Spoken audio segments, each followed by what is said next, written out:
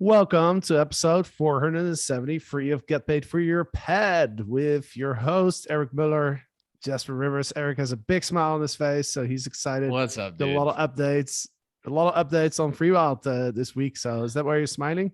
That's why I'm smiling. Life is good. Things are good. Freewild's good. Yeah, man, it's cool, dude. It's cool what we're building. It's coming together, and man, what a beautiful challenge and blessing that we have in front of us with this business. So excited to Yeah. share what we've been working on and some lessons that we've been learning with this small project that we have. Yeah, man, let's dive into it. Yeah, absolutely. So let's give everybody a little bit of background. When we took over the project in September, the four cabins and a piece of land that we bought in Idyllwild, we kind of took over the whole business, including the staff. And we started working with them, but over time, like, we realized we were running into some challenges, right? They weren't really the right fit for our company.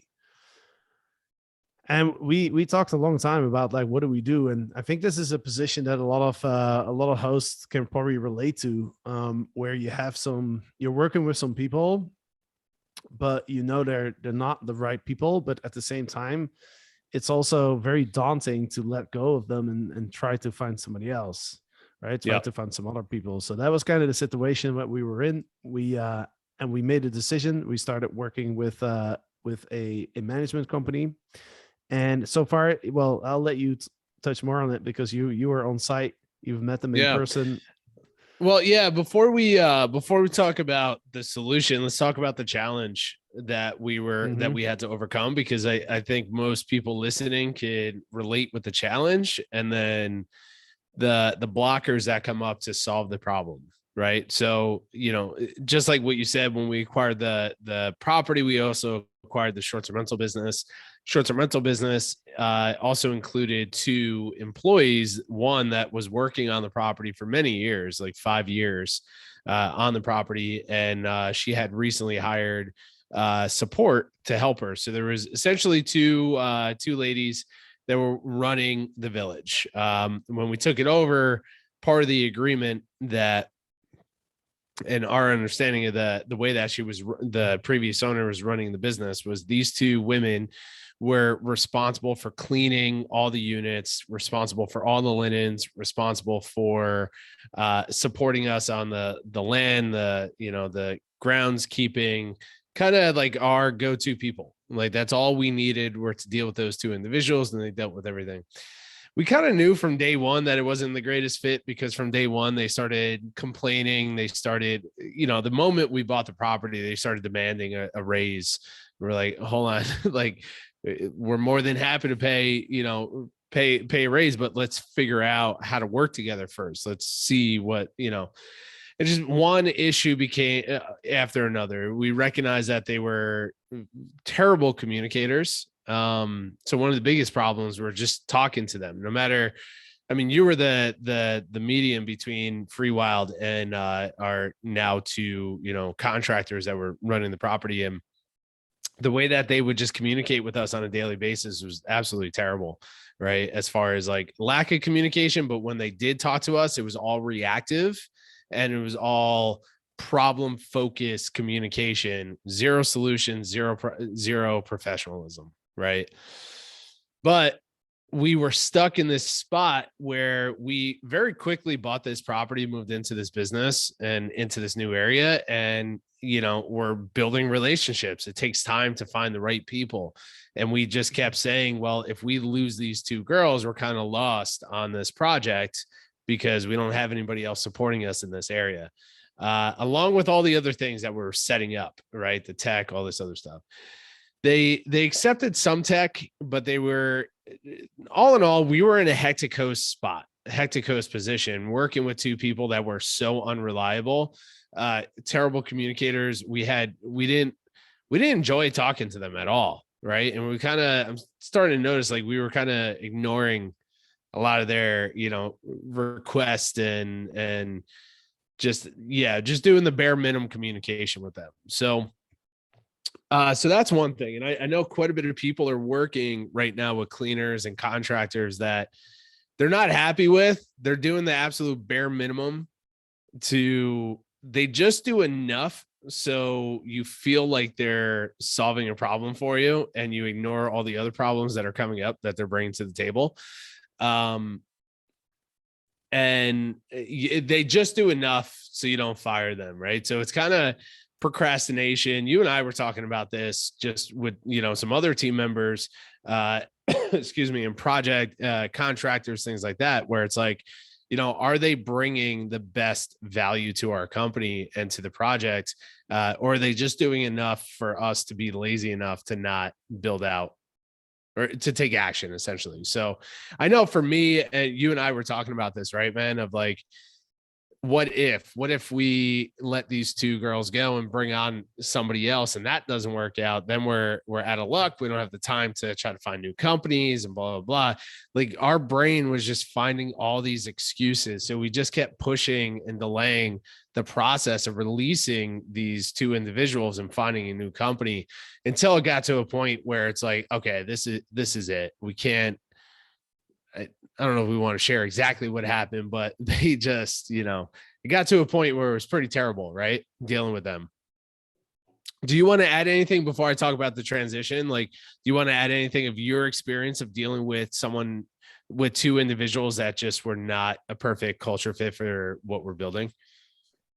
Yeah, I would say the biggest challenge that I saw is like you can't optimize the business, if you don't have a good working relationship, and like if you have people on the team that have shared a vision and they share our culture. Because just to give some examples, it's like like accepting last minute reservations, for example, or extending stays, not knowing if the cleaners are going to be adapting to those last minute bookings, and if we can rely on them, because you're walking on very thin ice when it comes to cleaning, right? Because like if we have one booking where we can't get the cleaners are not going to show up, that's a really bad experience. We Airbnb, we might lose our superhost status, like we get a really bad review. Like it's such thin ice when it comes to cleaning. So I felt kind of stuck in this position where I'm like, hey, I really want to like fill up the calendar gaps. I want to like, reach out to guests and see if they want to stay an extra day or come extra day or a day early. But I'm not confident that the cleaners are going to be able to adjust their schedule on such short notice. Right. And that was the most frustrating part for me, is just knowing that we can do more with this property, but we're kind of just we're kind of tied, we're kind of hold back by these individuals, or by the way we set it up. So yeah, that was the biggest frustration on my side. Yeah. And it's like, it kind of shows you too, like how other people are running their business. Like that was normal course of business for them for many years with the previous owner. Right. And where they were just running chaotic, like the true hectic coast, where everything is reactive, where there's zero systems, everyone's yelling at each other, there's no communication, there's no solutions being met. It should, for the last example I'll give on the breakdown of, we had a guest that we started getting negative reviews on the cleaning, right? And even when I would go up there and stay there, I would see I wouldn't feel good in the property because there was no care, there was no love put into it. And they shared that with us. They said, well, we this is essentially what ended it all for us. They admitted to us saying like, hey, well, your properties are the last properties that we care. We don't care about them. Essentially, we just get in, clean real quick and leave because you guys aren't paying us what we owe you. And I'm like, okay, well, this is the first time we're hearing about that. You are the ones who gave us the contract of what you want to be paid on these projects. And you haven't communicated to us that we need to improve here. I'm like, where can we improve? Where can we help? Even leading with those questions, it was met with where the problems are, why there's problems, why they, why they're not showing up the way that they should be showing up. And we had one guest after another leave negative reviews on the cleaning. And I shared that with them, and their immediate response is why it was our problem, or our fault, or why the guest's fault, why it was the guest's fault that they were leaving the review. Well, we can't see on top of the fridges. So why guests even looking up there? They shouldn't even be looking up there, because someone mentioned that on top of the fridge, it was dirty and the whole thing. So the reason we bring this up is, like, for the listeners, anyone who's listening to this that are dealing with not just cleaners, but anybody in their team members, contractors that go immediately to the problem without any ownership or without any solutions, right there, that should be the sign immediately to solve that. It's either you go deep into that to solve it and really understand what the problems are so you can show up as a leader and fix it, or you immediately replace them with A players, right? So we were super nervous. This is a new project. We have so much stuff going on. We don't have the ability, the time for things to break down. We knew we were on a path with these two individuals to where it's not going to improve. We did everything we can to improve it. They just did not want to accept it. Then we started losing, there's some ownership on our side. We started dropping the ball as leaders because we didn't want to deal with these individuals. Right. So we communicated the least amount of possible with them. And that's not what good leadership is about. Right. So breakdowns happening everywhere. Then we found a management company. I knew this management company. They listened to the podcast. They're on our email list for many years. I've stayed at their properties multiple times throughout the years in Idyllwild. And we approached them on where we needed help. So we recognize that you and I, and now our new team member, which we'll talk about how we hired this person and how we're setting her up, the whole thing on the back end. We'll talk about that probably next week. But we recognize, like, we can handle all the guest communication, the marketing. We can handle the maintenance requests, like everything digital. We can handle very, very well. We have the systems to do that, and we can scale that. Where we need help is the boots on the ground, people that are really focused on running this property as a world-class property for us, handling cleaning, maintenance, the whole thing. So we found a company up there. We're not going to announce their name yet. We're going to talk to them first and see if they're comfortable with us, giving all this out. But just kind of tell everybody how we made this transition from negative team members to a rock solid A+ team. We found this management company. We negotiated a deal with them. Do you want to tell the details of the contract and all that? Well, yeah. Well, let's save that for maybe next time, and let's talk to them. Like, I think that would be good. Okay. Well, we'll see what comes up in this podcast because I'm on a flow right now, bro. So we found a management company, a local management company up there. They had about 60 plus units, or 80 plus units, right around there. And we negotiated a deal with them that's actually working out to be more cost effective than the two girls that we had on the property, right? Yeah. And they're taking on more responsibility and supporting us at a higher level. So essentially what we recognize is, like, we don't need to own the entire process. We don't need to have team members up there that are responsible directly to us. We can partner with professionals to fill this gap. So we brought this management company on. They're a full-time short-term rental management company. They do everything A to Z. They're a bit old school in what they're doing. So we see some opportunity to support them on scaling their business. And we've already talked to their team about our tech and our systems, the whole thing. But they're coming on board now, and they started last week. And man, it's been a freaking blessing since day one. I was so impressed with the transition. But we negotiated with them to where they're taking over all cleaning, all maintenance, and any emergency. They're our emergency contact. They have team members that live around the property. So we have 24-hour contact to them. They have a full maintenance team and a full cleaning team to support us. So we made this transition, and guys, like, I don't know about you, Jasper, but for me, I was kind of scared making that transition at first, because in my mind, I'm like, things are kind of working. We can make it work with these other two girls, and we got so much going on, and we're trying to get the development and the design and all this other stuff. But we just made that decision. We dove all into it. And literally from day one, we saw some incredible results. Right. So what was your experience like going through that? Yeah, I don't know. I had a really good feeling about it. I wasn't so worried about it.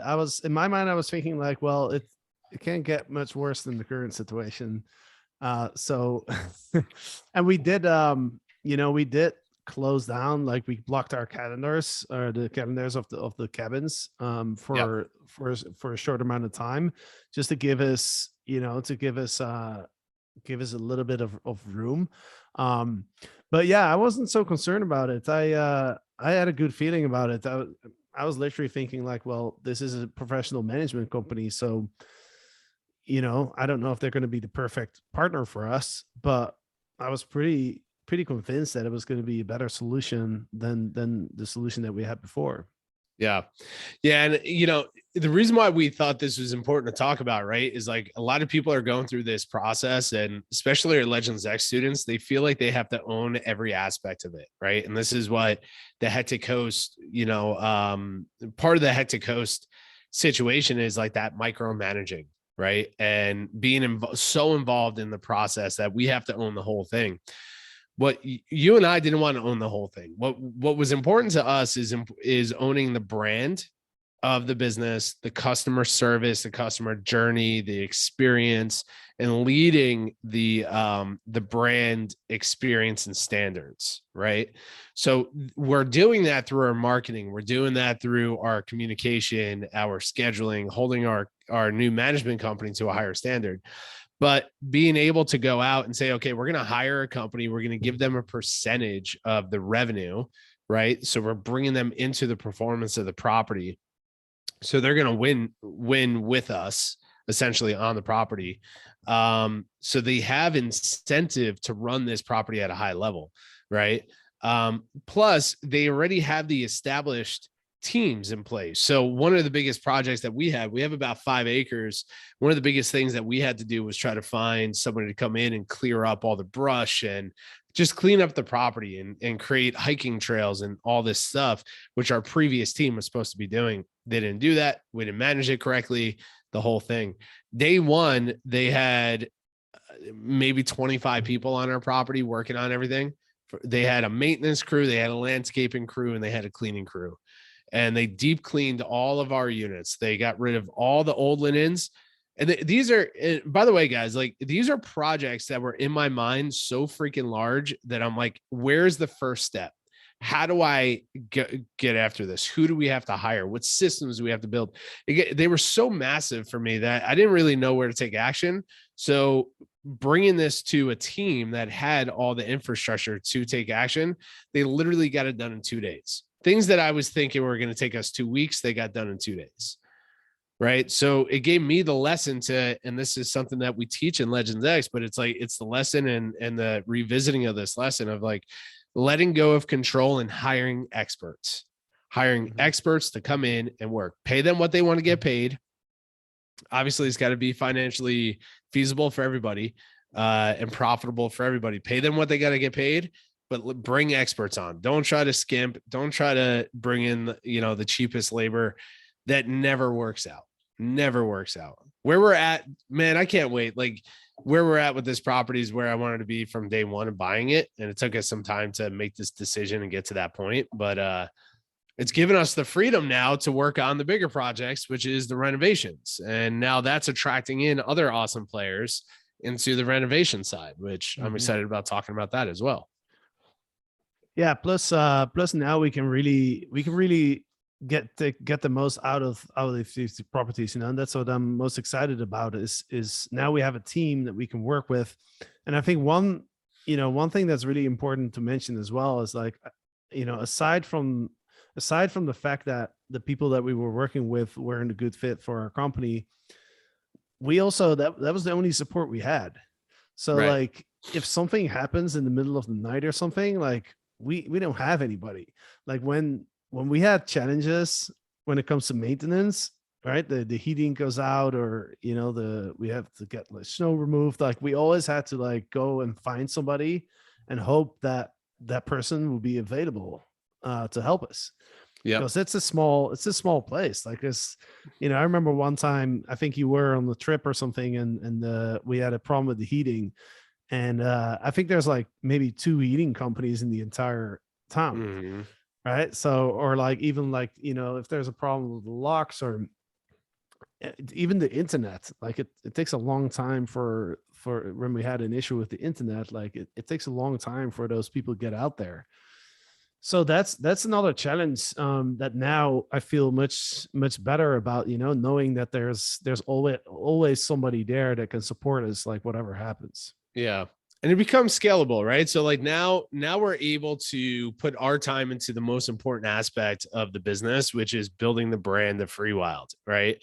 And really understanding what our guests want when they come to those properties, building the systems around it. And also this is and finishing the development. Also, what's exciting about this too is like this team is in the mindset. I see the ability to helping this team grow their operations by teaching them our systems for our business. So immediately we're showing them the technology that we're using, the spreadsheets, we're training their teams, we're putting their team members through Legends X and the whole thing to up level them, because if they start growing, then we can train them the way that we want to run this business. Yeah, we're giving up some freedom. Yeah, we're giving up some cash in the business as well, but it gives us the ability to focus on the bigger aspects of the company, right? And then also gives us the freedom to now immediately in my mind, I'm like, oh, we now can buy more properties in this marketplace. Exactly. So I'm immediately starting to look at other properties. I'm like, oh, okay, Eric, you got to keep going into the best people possible, people that are bringing solutions, people that, and dude, I mean, it was awesome. Their team was there from 7 a.m. to 7 p.m. And I'm exhausted just working with them, like just directing them to what I want them to do on the property. And, their lead, team lead over there, she's like, yeah, this is what we do every day. She's like, we love it. This is what we do. I'm like, man, these are the people we want to work with, So it's Yeah. okay to give up freedom, because it's okay to give up some of that and work with these companies, if it gives you the ability to grow your business in other verticals. Also, just, I know some people are going to be asking about this too. We're essentially white labeling their services. So meaning they're not marketing the properties, they're not putting their signs, nothing in there will have their brand name. We're essentially white labeling their team, right? So it's all through Freewyld. So when a guest comes and stay with us, if they're interacting with our team or their team, it's all Freewyld, right? So there's some benefits of that, but the challenges as well is just educating their team on how to communicate on behalf of our brand. Yeah, 100%. And like you were saying, like, okay, now we can focus on buying more properties, and it'd be easy if we can buy something in Freewyld, then it's really easy because we can work with the same team. But In also, Idyllwild. I think in what did I say? Freewyld. That's our company. In Freewyld. So funny. Yeah, in Idyllwild, but even I think getting the experience and now really being able to focus on our systems and dialing it in and dialing in the technology and everything, because we have people that want to work with us on that. Now I'm also feeling more confident and more comfortable to even buy, other properties in other areas. Yeah. Because now we've gone through this whole experience, and now we've learned, we've learned a couple things. So if we can now buy a new property, we already know, like, okay, instead of maybe instead of working with some individuals, maybe we go and find that company, that management company to work with first. 100%, man. And that's what I was saying, where this becomes scalable, because, I've done this a little bit in the past when we were scaling the management and arbitrage company, where we kind of outsourced to different management companies. But we're taking a different approach where this team becomes an extension of our team, right? And I think it's important for us to discuss this to the listeners and to our students, of like, it's okay to release control if it gives you the ability to drive profitability in your business. So we're giving up a pretty decent, we're paying out. And guys, like, once we talk to the management company and we can give out, the details of this, we will. But we're giving essentially what we can release is we're giving a percentage of revenue as payment, right? To lead this. But with this mindset and with the ability to onboard a company, train the company on our tools, like we have videos, we have the whole thing on how to use Breezeway and everything else that we use within the company. This becomes scalable for us to go into a marketplace, knowing that we can run the front of the house and that we can onboarding and partner with a professional company to do the back of the house, essentially, of our properties. Now it becomes scalable. So it's a whole new type of, it's not new, it's a whole different type of model for you to scale your ability, your business, but you do have to have the ability to, like, this wouldn't work with, in my opinion, this wouldn't work with just one property, right?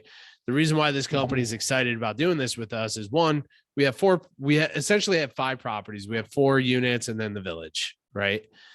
But then they know that we're working on adding 15 additional units, and they know that we want to buy another project in that marketplace, right? So they're investing in the long haul of working with us. So it's a way for us to scale, where we can partner with these companies to do the fulfillment on the back end while we lead the brand and the standards on the front end. Yeah, exactly. Yeah. So, I feel so much more comfortable and confident and excited. That's one of the things I noticed too. Like I'm so much more excited about this project now.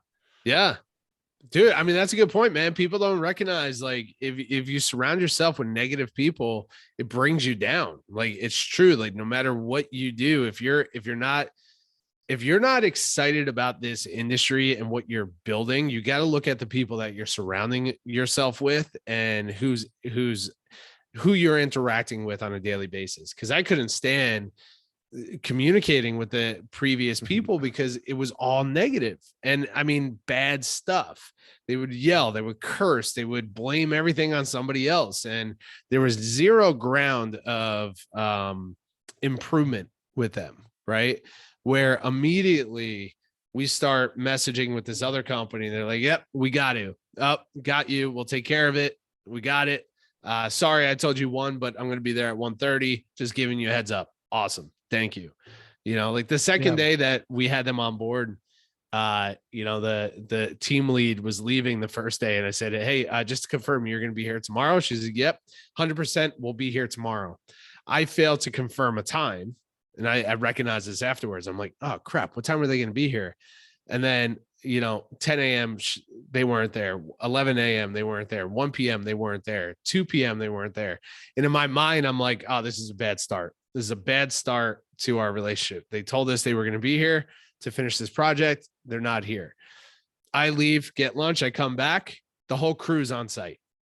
Right. And I was getting reactive. To text them. Hey, you told me that you're going to be here tomorrow, but you're not here. What's going on? Blah, blah, blah. And I'm like, hey, let me just see how today plays out. Because I failed to confirm a time with them the previous day. As the leader, I didn't confirm. I didn't lock that in. What I didn't know is that they had a whole bunch of other properties to take care of in the beginning of the day, but they had their entire team scheduled for the end of the day, and they came and they crushed it. And they've been on site every single day since they taken over. So it's just, to your point, man, it's like, I'm more excited about it as well. It gives us the freedom to really scale this.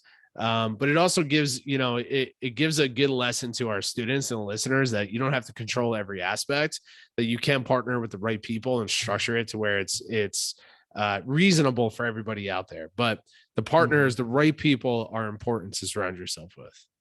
Yeah. Yeah. And I think, looking back, what would we have done differently? I would say we should have gone after a company like this to partner with, like, way earlier.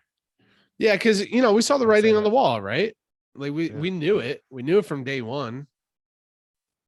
Right. Yeah. We knew that it wasn't the right people to work with. We knew that we needed more support.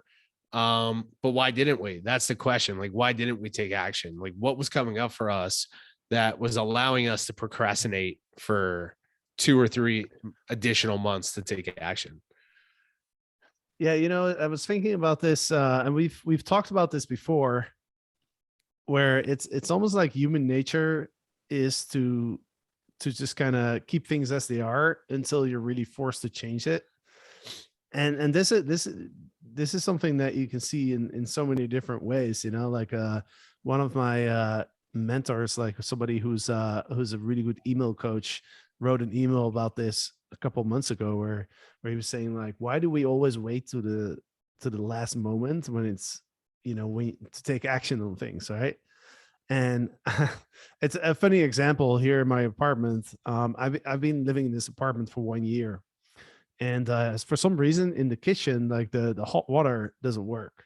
The cold water works, but the hot water doesn't work. But the hot water works everywhere else. And so it's not really a huge challenge, but it's just kind of annoying if you want to wash some dishes or something. And the other day, I sent a WhatsApp message to a guy that runs the maintenance here, and it was fixed within 2 hours. Yeah. And I Right. said to my girlfriend, I was like, I can't believe that I've lived in this apartment for 13 months. My girlfriend's lived here since November, so that's another, like, what is it, like 7 months or something. Why did it never occur to us to call somebody to fix this issue? Yeah, That's yeah. really easy to fix. Yeah. And it's just like it's just like one day, it's just like, all right, I'm done with this. I'm calling somebody, right? It's just weird human nature. Where else is that showing up in our lives and in our business? And it's like I thought the same thing. It's like, we tell ourselves, we convince ourselves otherwise, like we convince, but I think this is a thing, and I think we'll close it out on this, right? Is like, change is uncomfortable, right? It was like not having hot water was like, it wasn't the most inconvenient thing, but it's like, we know that we got to get it fixed. We're just going to wait until the very last moment, right? It's like, oh, we'll get it fixed eventually. It's the same situation with our team, our previous team members up there, right? It's like, it's kind of annoying, but we're kind of getting past it. Oh, okay, today the cleanings got done. Oh, here's a problem. We fixed the problem. Okay, well, let's just get through to tomorrow. And it's like, we're constantly just trying to get through in that moment because we don't want to deal with it right then and there. It took quite a bit of work, right? Like, and we're sacrificing some cash flow. We shut down the village for a week. We're going ham. We're investing money into fixing things and installing new. We're just investing some money. We don't have income coming in. It took some time, a lot of communication, a lot of training, but it wasn't painful. It wasn't like, the risk wasn't as high as continuing to run with individuals that we just know we're not going to show up 100%. And we know it and we see it. And like, there's elements in all of our businesses where we know these individuals are not showing up 100%, but we convince ourselves that they're just doing enough for me not to get rid of them. But the moment you hire, you just pull that off, dude. I lied. I'll leave on this, man. Like, this is another crazy experience. My sister's computer broke down, and she's in the process where she's starting a brand new business and she has very little capital. And I'm like, hey, your computer broke down, and she's complaining. She's freaking out about the whole thing. I'm like, well, you have two options. Well, you have three options. One is you can sit here and complain and do nothing about it, not have a computer and lose your business. Number two, you can go get it checked out and replace the battery, which is probably gonna be $500 or $600. Or number three, you can buy a new computer, which probably be $3,000, right? She's like, well, I don't have $600 and I don't have $3,000. So, blah, blah. I'm like, take the action, pull the Band-Aid off, take action and invest in yourself, because the universe is going to invest back into that action. Right. So she was telling me that she put aside the fear of investing money into this computer that she doesn't have, because she's brand new startup of her company. And I'm like, I guarantee you, if you invest in yourself and your business, you're going to find the investment that comes back. Like, that ROI will be there, right? The moment she made the decision, she went in there with the mindset of, hey, I'm going to put money into this and I'm going to get an ROI out, right? It's going to happen. She found out that it was just the battery. She invested $600, no emotion attached to it. She said, just do it. I'm in. The moment she put the credit card down to pay for it, she received, this is crazy, within the moment of doing that, she received 2 messages from brand new clients that she had no idea about previous to that wanted her service, which equaled $2,000 each. Right.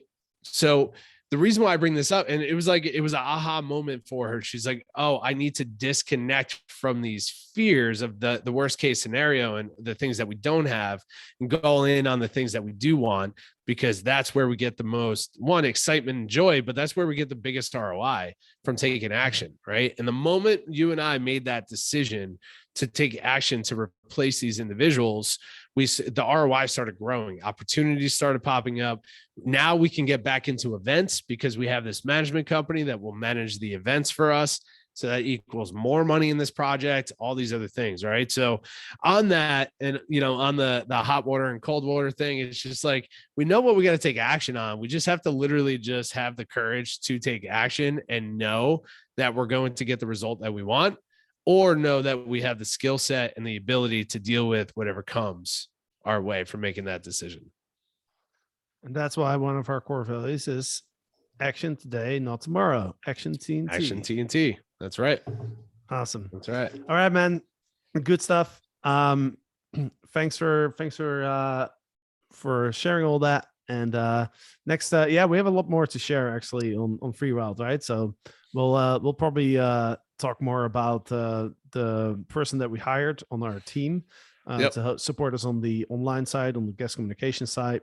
We'll walk everybody through that process, and then we also have the design. We have the rehab that we're doing. So lots to share, man. So I'm excited for the next couple of weeks as well.